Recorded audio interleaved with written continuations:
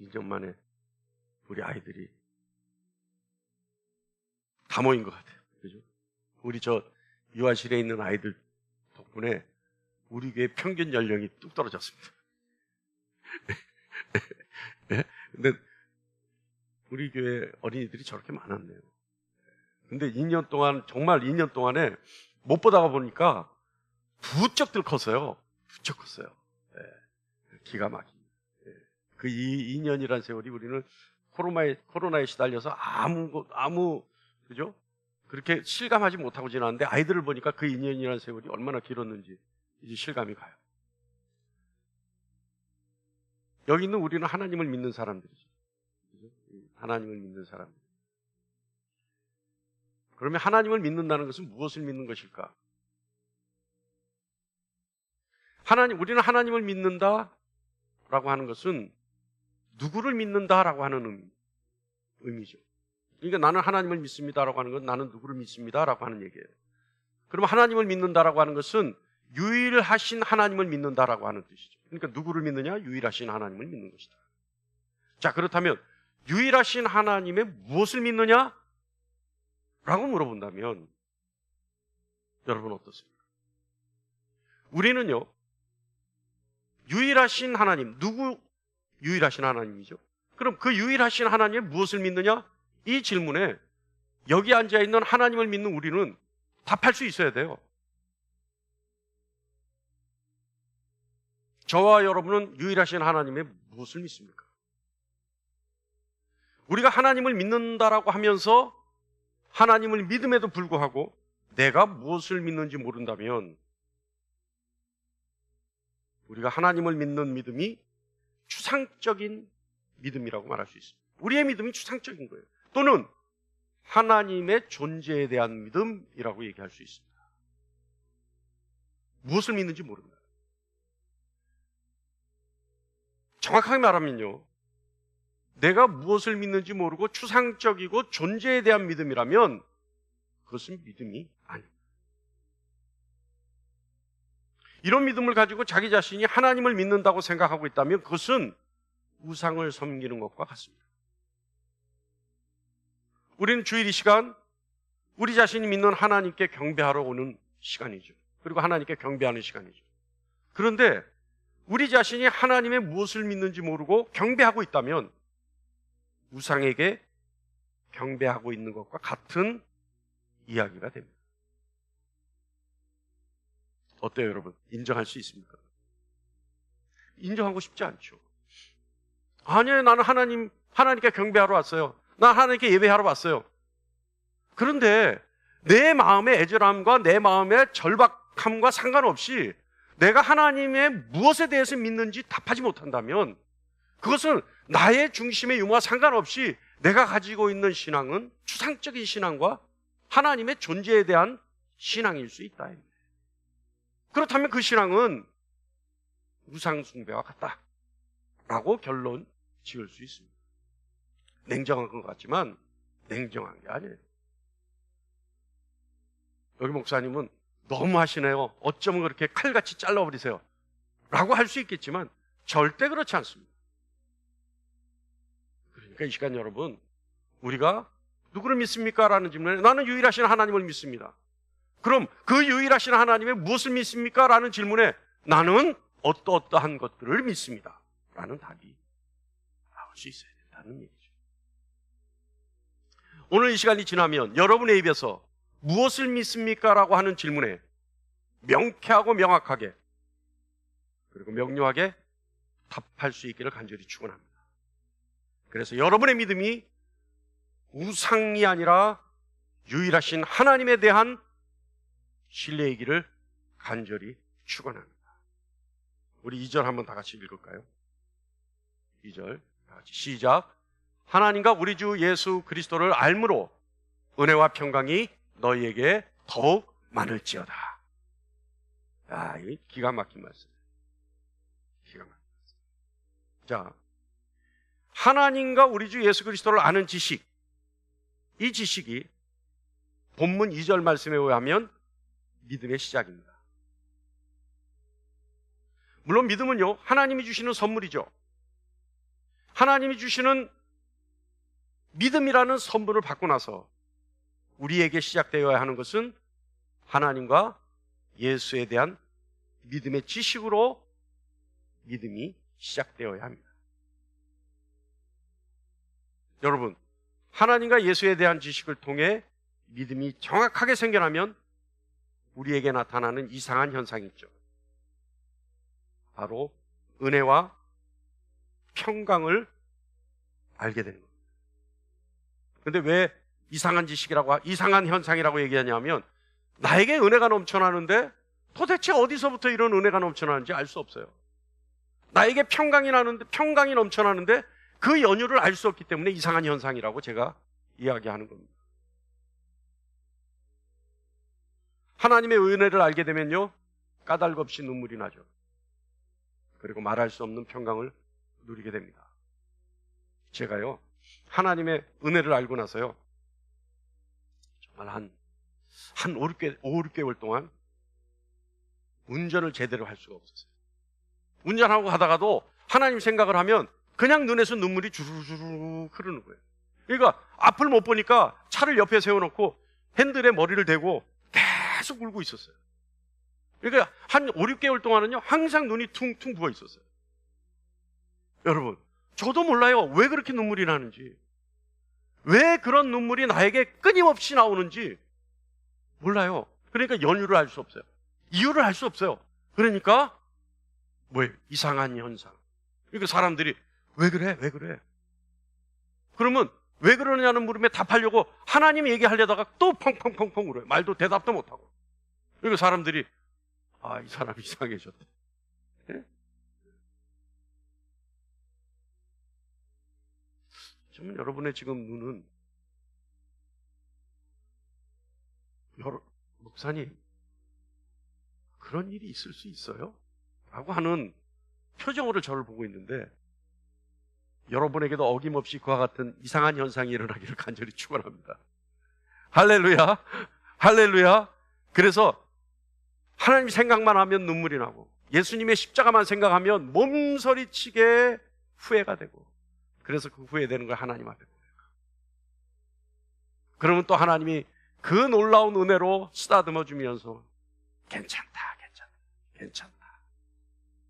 그럴 수 있는, 그래서 까닭 없는 눈물, 이유와 연유를 알 수 없는 평강이 여러분에게 늘 함께하기를 간절히 축원합니다. 여러분, 하나님과 예수님에 대한 지식 알면 알수록요, 그리고 그 지식이 더하여지면 더하여질수록 하나님과 더 많은 교제를 통해 더 가까이 가면 갈수록 더 절실하게 하나님의 은혜를 알게 돼요. 그리고 평강을 누리게 되죠. 그래서 하나님에 대해서 알면 알수록 은혜와 평강이 더하여지고 풍성해진다라고 얘기할 수 있습니다. 믿음이 더하여지면 더하여질수록 요동치지 않는 바위 같은 신앙인이 될 수 있죠. 은혜를 안다는 것은 하나님과 나와의 관계를 안다는 것과 같습니다. 내가 하나님에 대한 은혜를 안다는 것은 하나님과 나와의 관계가 어떤 관계라는 것을 안다는 것과 같다라는 얘기예요. 이건 말이 이상하잖아요. 은혜를 아는데 어떻게 하나님과 나와의 관계가 어떤 관계인지를 안다는 것과 같은 얘기일까? 그런데요, 여러분, 은혜를 안다는 것은요, 하나님은 창조주이시다는 걸 아는 거예요. 그리고 나는 죄인이라는 것을 알게 되는 겁니다.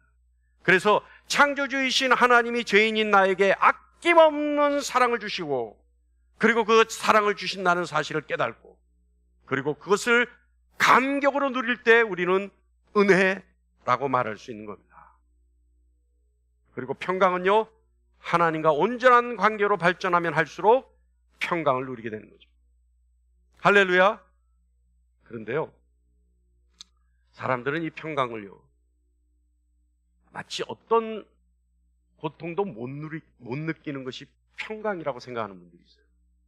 그거는요, 어떤 고통도 못 느낀다면 그거는 평강입니까? 아니면 뭔가 부족한 사람입니까? 아니, 환경적 요건에서 나에게 반드시 분명히 고통이 있는데 그 고통을 못 느낀다는 것은 무감각한 거죠. 그거는 정상이 아니에요. 그런데 평강이라고 하는 것은 삶의 무게에서 오는 고통은 그대로 느끼되, 그러나 그 고통에 좌지우지되지 않고 요동치지 않는 것이 평강입니다. 그러니까 그 고통이 나를 간섭하지 못한다는 거예요. 무엇으로부터? 하나님의 은혜로부터. 할렐루야, 할렐루야. 베드로는 이렇게 말합니다. 하나님과 예수 그리스도에 대한 지식이 더하여지면 은혜와 평강도 더하여질 수 있다. 은혜와 평강은 믿음의 결과, 다시 말하면 믿음의 열매입니다. 2절 말씀에 베드로가 그렇게 얘기하죠. 하나님과 우리 주 예수 그리스도를 알므로, 안다는 것은 믿음을 가지고 있다는 얘기예요. 그래서 알므로, 그리고 그 알미 더하여지면 더하여질수록, 깊어지면 깊어질수록, 많아지면 많아질수록 어떻다고요? 은혜와 평강이 너희에게 더욱 많아질지어다. 할렐루야, 할렐루야. 자, 우리 3절 또 한번 읽어볼까요? 3절 시작. 그의 신기한 능력으로 생명과 경건에 속한 모든 것을 우리에게 주셨으니 이는 자기의 영광과 더불어서 우리를 부르신 이를 알므로 말미암음이라.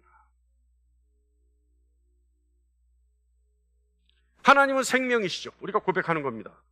하나님은 생명이십니다. 동의하십니까? 믿으십니까? 하나님은 생명이시다. 이것은 진리이기 때문에요, 우리에게 동의를 구하지 않습니다, 사실은.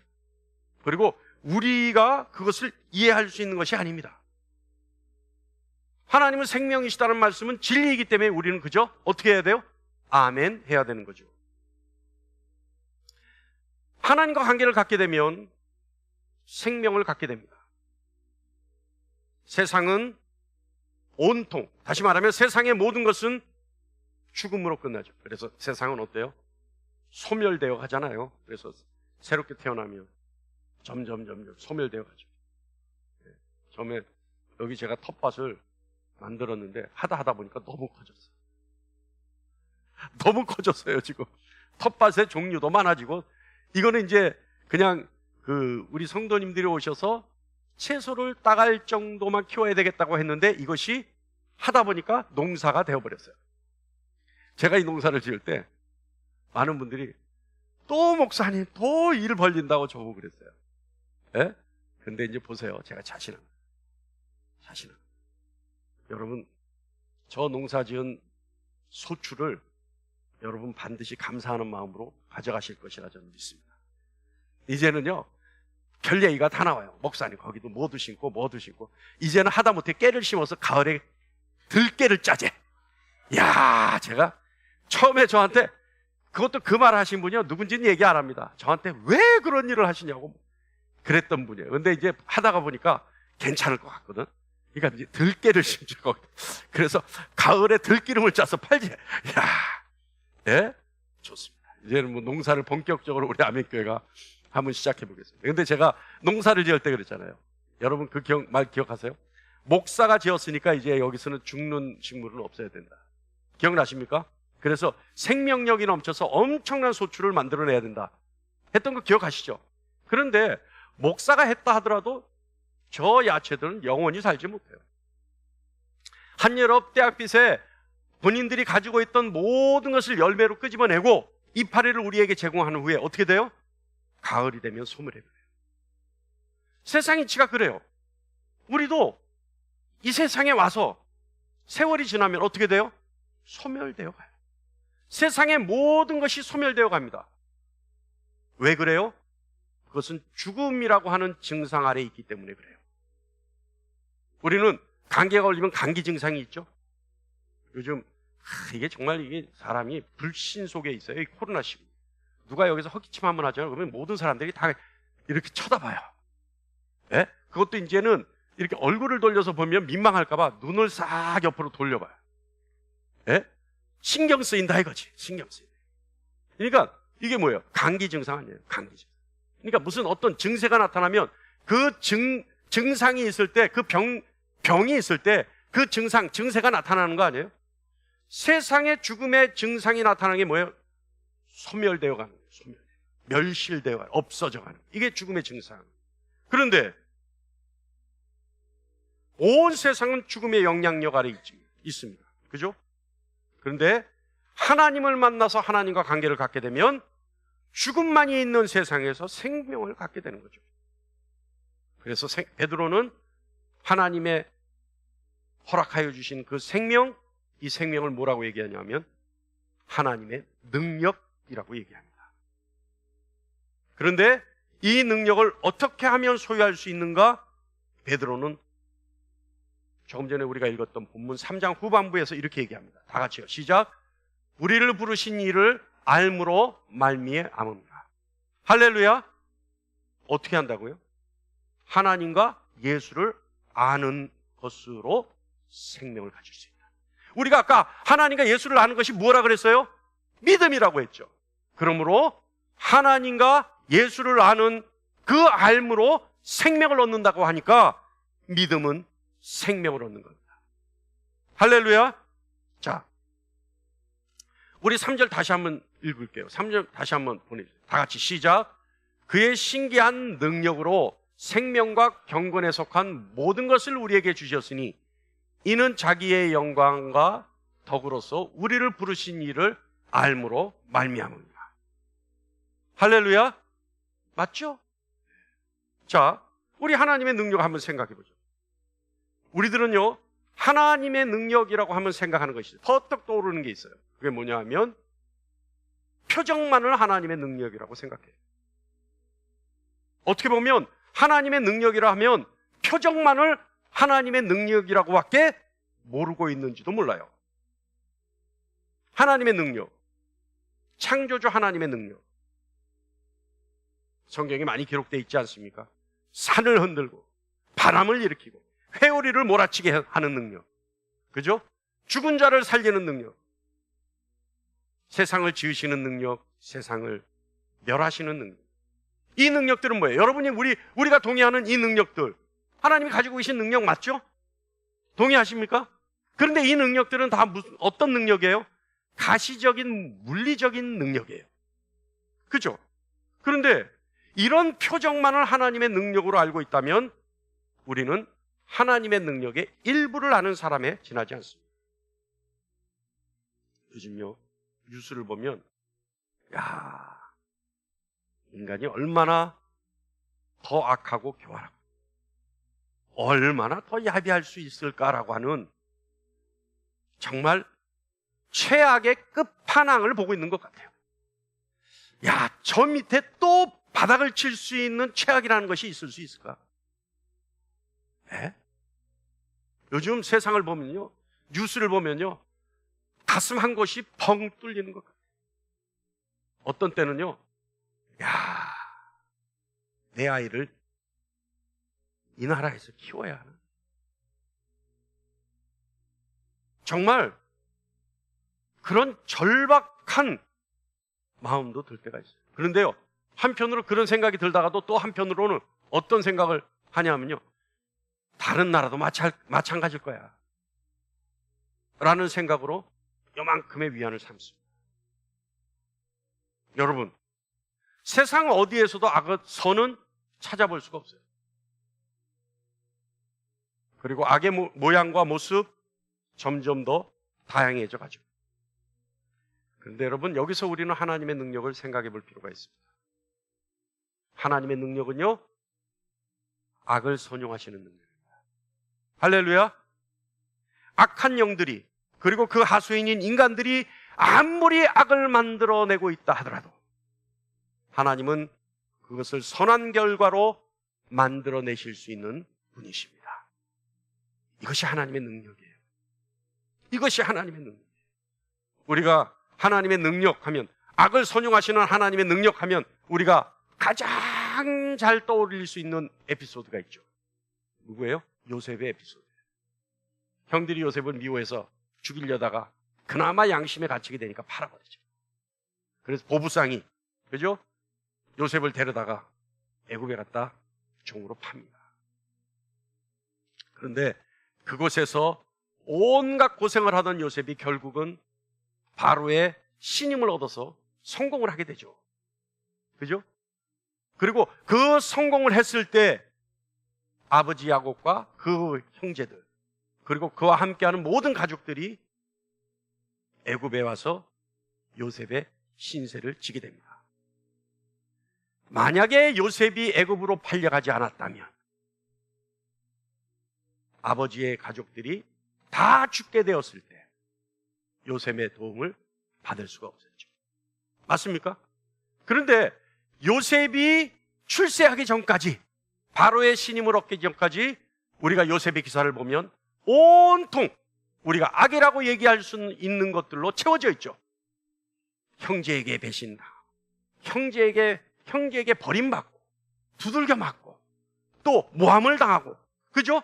온갖 인간의 악 속에서 끝까지 버텼던 요셉이에요. 그런데 결국은 바로의 신임을 얻자 애굽의 총리가 되고, 애굽의 총리가 되니까 자기 아버지와 형제들을 도와줄 수 있는 위치까지 가게 되는 겁니다. 그래서 요셉이 뭐라고 고백하냐 하면 창세기 50장 20절에 당신들은 나를 해하려 하였으나, 당신들은 나에게 악으로 베풀었으나 세상은 온통 악밖에 없으나 하나님은 그것을 손으로 바꾸사 오늘과 같이 많은 백성의 생명을 구원하게 하시려 하셨나이다. 할렐루야. 이게 뭐예요? 악을 선용하시는 하나님. 여러분, 이게 하나님의 능력. 세상은 온통 악으로밖에 채워져 있지 않지만, 세상에 찾아볼 수 있는 선은 단 한 군데도 없지만, 하나님은 그 모든 것을 하나님의 뜻대로, 하나님의 작정대로 선으로 바꾸실 수 있는 능력, 이것이 하나님의 능력입니다. 할렐루야. 예, 이것이 창조주의 능력이죠. 또요, 하나님은요 세상 모든 악을 모으고 모아서 그 모은 것들이 하나가 되어서 하나님은 선용할 수 있는 능력을 가지신 분이죠. 그래서 로마서 8장에 모든 것이 합력하여 선을 이룬다 라고 바울은 고백합니다. 그러니까 세상에는 선이 없죠. 그러나 악밖에 남지 않은 온 세상의 모든 악의 재료들을 다 모아서 하나님은 그것으로 선으로 이루실 수 있다는 바울의 고백입니다. 여러분 동의하십니까? 이것이 하나님의 창조의 능력이에요. 그러니까 악 가운데서도 하나님은 선을 이루셔서 생명을 만들어내시는 거죠. 우리가 죽었을 때 우리는 악이었지만 하나님을 만나서 하나님은 우리의 악조차도 선용하셔서 우리에게 생명을 불어넣어 주셨어요. 할렐루야. 이것이 진정한 하나님의 능력입니다. 그래서 3절을 우리가 다 같이 나누어 봤지만 3절을 한마디로 간단하게 정리하면 뭐냐 하면 믿음은 하나님의 능력을 아는 것. 할렐루야. 우리 4절 다 같이 한번 읽어볼까요? 시작. 이로써 그 보배롭고 지극히 큰 약속을 우리에게 주사 이 약속으로 말미암아 너희가 정욕 때문에 세상에서 썩어질 것을 피하여 신성한 성품에 참여하는 자가 되게 하려 하셨느니라. 할렐루야. 성경은요 하나님의 약속에 관한 말씀입니다. 그래서 오늘 본문 4절 전반부에 보면 약속으로 말미암아 세상에서 썩어질 것을 피하여 라고 베드로는 기록합니다. 성경에는 하나님의 많은 약속들이 기록되어 있죠. 성경의 약속들을 보면요 어떤 내용이냐면 하나님이 우리를 세상의 악으로부터 보호하시겠다 라고 하는 약속이 있습니다. 그러니까 세상의 악의 위협으로부터, 세상의 악의 위험으로부터 우리를 보호하시겠다. 그리고 하나님이 우리를 세상의 유혹으로부터 보호하시겠다, 보존하시겠다라고 하는 약속이 있죠. 또 하나님이 우리에게 복을 주시겠다라고 하는 약속도 있습니다. 하나님이 우리에게 생명을 주시겠다라고 하는 약속도 있죠. 또 같은 의미로 하나님이 우리를 자녀 삼으시겠다라고 하는 약속도 있습니다. 그리고 가장 중요한 것은 하나님이 우리와 영원히 함께 하시겠다는 약속이 있죠. 이건 구원의 약속이죠. 많은 약속들이 성경에는 기록되어 있습니다. 베드로는 말합니다. 본문 4절 전반부에 약속으로 말미암아 너희가 세상에 썩어질 것으로부터 피하여. 이 모든 약속이 있기 때문에 믿기만 하면 세상에 썩어질 것으로부터 완전히 구별되어지는 겁니다. 우리가 믿는다는 것은 결국 하나님의 약속을 믿는 것입니다. 하나님의 약속을 믿는다는 것은 하나님을 신뢰한다라고 하는 뜻이죠. 그래서 우리는 하나님을 완전히 신뢰한다는 의미로 신실하신 하나님이라고 고백하는 겁니다. 우리 4절 후반부 한번 읽어볼까요? 다 같이 시작. 신성한 성품에 참여하는 자가 되게 하려 하셨느니라. 그렇습니다, 여러분. 하나님이 우리를 택하신 이유는 하나님의 성품에 함께하는 자가 되게 하기 위해서 하나님이 우리를 선택하셨습니다. 여러분, 하나님의 대표적인 성품이 뭐예요? 하나님의 대표적인 성품. 하나님의 대표적인 성품. 사랑! 하나님은 사랑이시라. 그죠? 그건 성품이잖아요. 또 하나님의 대표적인 성품. 자비. 어때요? 자비. 우리에게 필요한 것들을 나누어 주시는 하나님. 그리고 또 하나님의 대표적인 성품. 오래 참으심. 여러분, 하나님이 오래 참지 않았으면요, 모르긴 몰라도 여러분까지는 제가 하지 않겠습니다. 왜냐하면 여러분 자존심 상할까봐 제가 얘기하죠. 시험 든다 그럴까봐 얘기하지 않습니다. 저는 하나님이 오래 참지 않으셨으면요, 한 12번은 죽었을 거예요. 예? 하나님이 오래 참지 않았으면 저는 태어나면서 죽었을 거예요. 예? 동의하십니까, 여러분? 아니, 내가 태어나면서 죽는데 왜 여러분이 동의하십니까? 아니, 자기 일도 아닌데 왜 여러분이 동의한다 그래요? 그러니까 여러분, 목사가 설교할 때는요, 무슨 말을 하는지 잘 듣고 하면 하셔야 돼요. 예? 자, 아니, 내가 태어나면서부터 아마 죽었을 거예요. 그런데 여러분, 맞아요, 그랬을 거예요. 아니, 무언 근거로 그렇게 여러분이 즐겁게 동의를 하세요? 예? 할렐루야? 근데 진짜 맞는 것 같아요. 제가 어렸을 때요, 태어나자마자 얼마 안 있다가 제가 폐결핵을 알았었어요. 그때 당시에 폐결핵이면요, 여러분 어떻게 돼요? 어떻게 돼요? 어른들도 폐결핵 걸리면 어디로 가요? 그때 요양원 하나밖에 없었어요. 진해 요양원. 예? 그죠? 그때 폐결핵 환자는 다 글로 가요. 거기 가서 페니실린 없으면 죽는 거예요. 예? 근데 저는 자연 치유가 됐어요. 하나님이 참으신 거예요. 그러니까 여러분이 아멘 한 거 일리가 있어요. 자, 그런데 여러분, 하나님 오래 참으시, 이거 다 하나님의 사랑, 자비, 오래 참으심, 이거 다 하나님의 성품입니다. 하나님이 우리에게 믿음을 주신 궁극적인 이유, 바로 하나님의 성품에 참여하게 하기 위해서. 다시 말하면 하나님의 성품을 나누어 갖게 하기 위해서. 또 다른 말로 하면 하나님의 유업을 잊게 하기 위해서. 할렐루야. 사랑하는 여러분, 우리가 믿는다는 것은요, 하나님의 능력을 믿는 겁니다.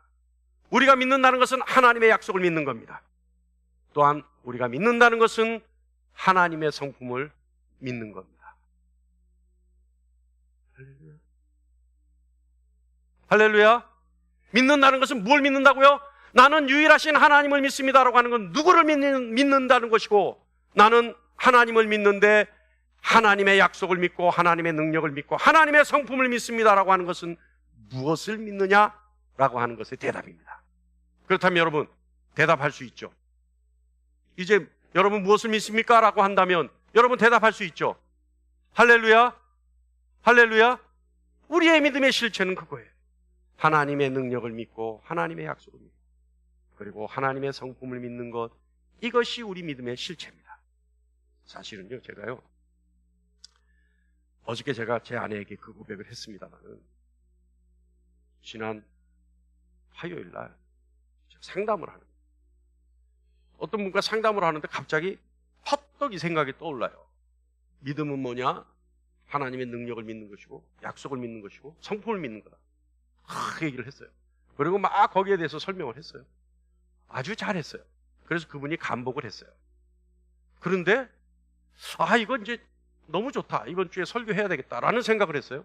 근데 관련 성구를 못 찾았어요. 그냥 하나님이 주신 지혜로 얘기했는데 이 말이 성립을 하려면 관련 성구가 있어야 될 거 아니에요. 근데 이 말씀을 베드로 후서 1장 2절로 4절 말씀을 지난 수요일 날 발견했어요.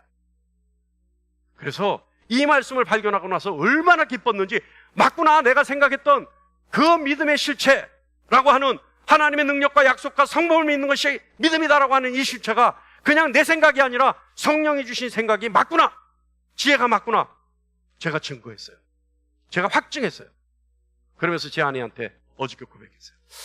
아직도 하나님은 내가 아직까지는 쓰실 만한가 봐. 그러니까 이런 지혜를 주시지. 그래서 기뻤어요, 여러분. 그래서 기뻤어요. 할렐루야, 할렐루야. 예, 여러분, 이제 정리가 되죠. 나는 누구를 믿느냐? 유일하신 하나님을 믿습니다. 그럼 당신은 유일하신 하나님의 무엇을 믿습니까? 나는 하나님의 능력을 믿습니다. 하나님의 약속을 믿습니다. 그리고 나는 하나님의 성품을 믿습니다. 할렐루야.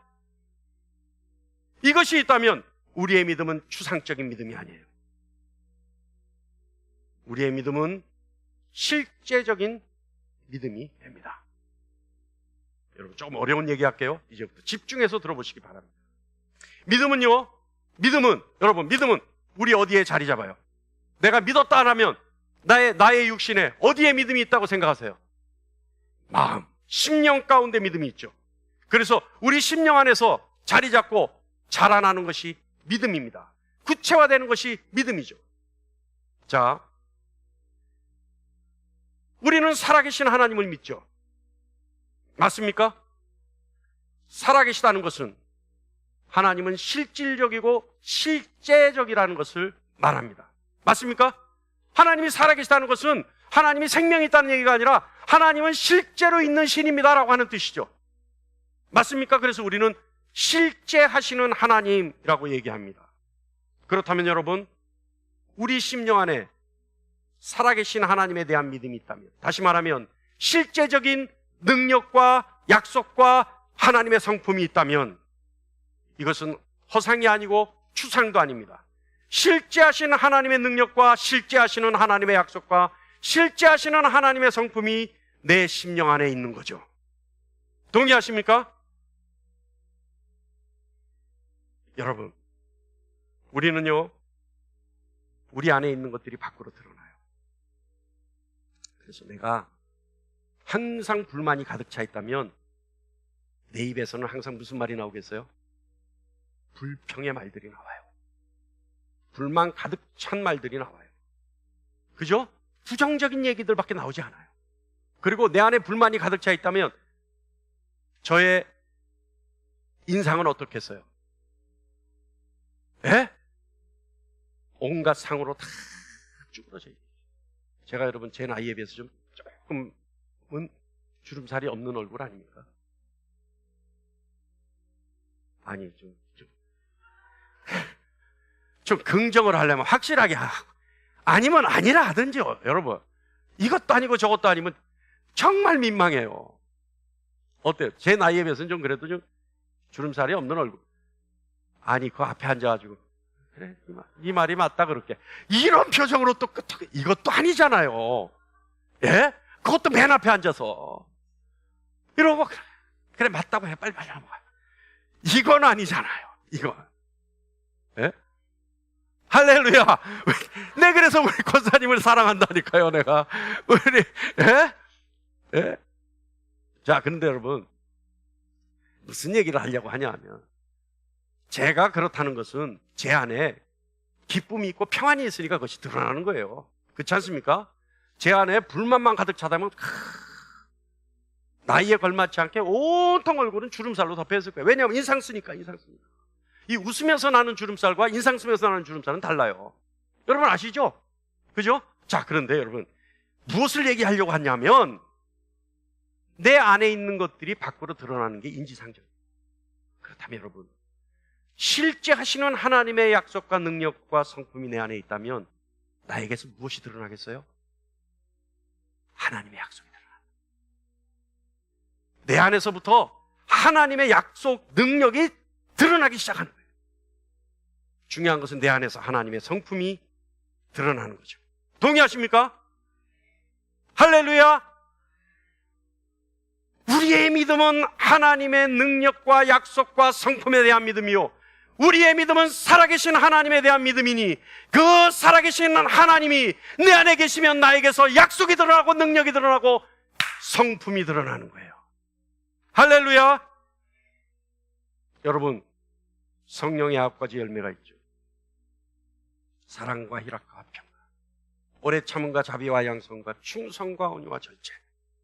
그런데 곰곰이 생각해 보니까요, 여러분, 이게 맞아요.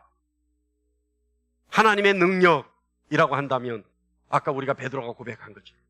사랑과 희락과 화평이 나에게 있는. 하나님의 약속한다면 온유와 충성과 절제가 내 안에 있는 거예요. 하나님의 성품 한다면 오래 참음과 자비와 양선이 있는 거예요. 그것이 나타나는 거예요. 동의하십니까? 그러니 이 말씀이 기가 막히게 맞아떨어지더라고요. 여러분에게서 하나님의 능력과 약속과 성품이 드러나기를 간절히 축원합니다. 할렐루야! 우리가 하나님을 믿는다는 것은 하나님의 능력과 성품과 약속을 믿는 그 믿음이죠. 우리는 하나님을 믿고 신뢰한 결과 우리에게는 하나님의 능력과 성품과 약속이 드러나고 나타나서 증거가 될 수 있습니다. 믿음은 내가 하나님을 알고 내가 하나님에 대해 알기 때문에 하나님을 신뢰하는 것입니다. 내가 하나님을 신뢰하기 때문에 하나님의 것을 배우고 닮아가는 거죠. 이것이 실제 하는 하나님에 대한, 누구와 무엇에 대한 우리의 답이어야 합니다. 자, 그렇다면 여러분, 중요한 것은 여기서 끝나야 하는 거냐? 많은 신앙인들이 하나님을 믿고 하나님을 신뢰하는 것으로 신앙인의 본분을 다 한다고 생각합니다. 다시 말하면 신앙인으로서의 임무가 끝났다라고 생각합니다. 그러나 그렇지 않습니다. 하나님을 신뢰하는 것으로만 우리의 신앙이 끝이라면 우리는 하나님의 복을 마음껏 누리지 못하는 자가 됩니다. 우리가 하나님의 것을, 다시 말하면 하나님을 신뢰하는 것으로 끝을 내기 때문에 하나님의 복을 누리지 못하게 된다는 얘기입니다. 그렇다면 어떻게 해야 될까요? 내가 하나님을 신뢰하는 것만큼 하나님 역시 나를 신뢰해 주셔야 합니다. 하나님이 나를 신뢰해 주셔야 하나님의 것을 나에게 믿고 맡기실 수 있는 겁니다. 하나님의 것을 내가 맡았다면 그것이 나에게는 복입니다. 우리가 그저 하나님을 신뢰하는 것으로 끝을 내기 때문에 우리가 하늘의 신령한 복을 누리지 못하는 거예요. 우리가 하늘의 신령한 복을 누리려면 어떻게 해야 된다고요? 하나님이 나를 신뢰하셔서 하나님의 것을 믿고 맡길 수 있는 존재가 되어야 합니다. 하나님이 신뢰하시는 사람은 자신의 삶에서 복을 마음껏 누릴 수 있는 사람이 됩니다. 여러분, 요즘도 TV에서 연속극 하나요? 해요? 안 해요? 해요? 제가 이게 한다고 하는 분들이 수요 예배나 금요일에 기도회에 안 나오시는 분들이어야 여기서 한마디 할 텐데, 그거 보느라고 안 나오셔서 이렇게 얘기할 수 있는데, 수요 기도회, 금요 기도회 다 나오시는 분들이 합니다 이러니까 제가 할 얘기가 없네요. 여러분, 해요 요새 연속곡? 근데 연속곡 볼 때 제일 짜증나는 게 언제예요? 언제가, 연속곡 내내 재밌게 보다가 언제가 제일 짜증나요? 네? 클라이막스인데 그때 다음 이 시간에. 그죠? 그때 제일 짜증나죠? 할렐루야. 여러분 좀 여유를 가져주세요. 그때가 제일 짜증나죠? 네. 그러면 어떻게 하면 하나님으로부터 신뢰받을 수 있는 사람이 되는가? 다음 이 시간에.